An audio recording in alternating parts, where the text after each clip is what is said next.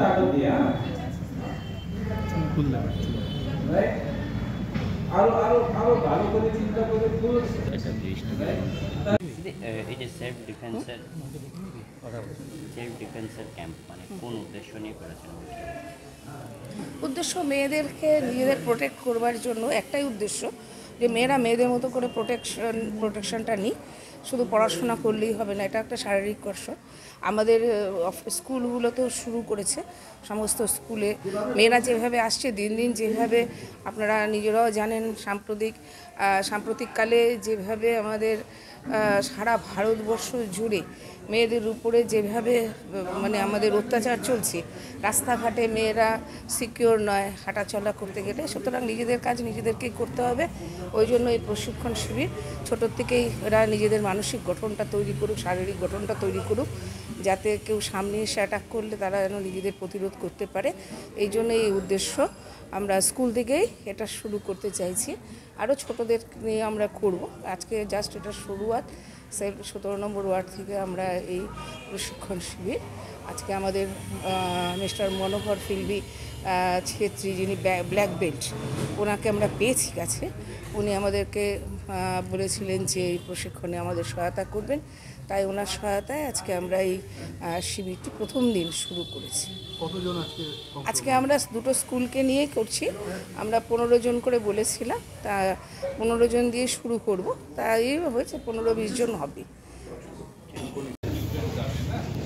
আমরা অনেক কিছু খেলাম না, তারপরে ইন্ডাইজেশন হলো, ইন্ডাইজেশনের জন্য বেরিয়ে গেল না আনকমফোর্টেবল। তার জন্য কমফোর্টেবল হওয়ার জন্য সবাই স্মল ছোট ছোট এটা ইজিলি বুঝতে পারি অ্যাডজাস্ট।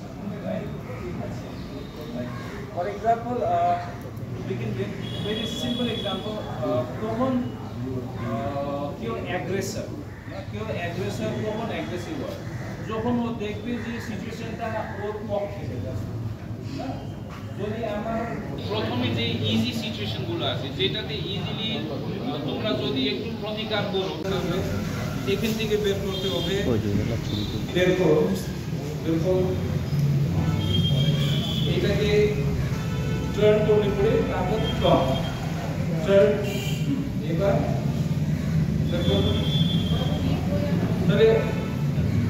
দেশে যে পরিস্থিতি, সেখানে সেলফ ডিফেন্স বরাবরই এটা প্রয়োজন ছিল।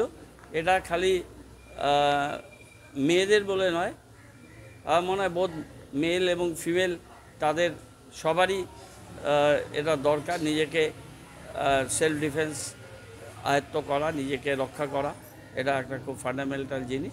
সেক্ষেত্রে মহিলাদের, বিশেষ করে ছোট ছোট স্কুল গোয়িং গার্লস, এরা একেবারেই অল্প বয়সী মেয়েরা, এরা স্কুলে পড়ে, তারা এসে তারা নিজেদের আত্মরক্ষা করার জন্য প্রশিক্ষিত হচ্ছে।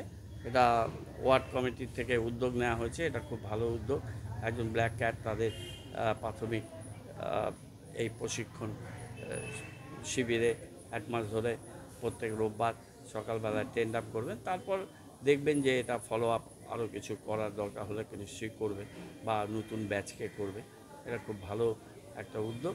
এই উদ্যোগ সফল হোক এবং এখান থেকে কিছু শিখে তারা নিজেদের সেলফ ডিফেন্সের সাথে সেলফ কনফিডেন্স সেটা তারা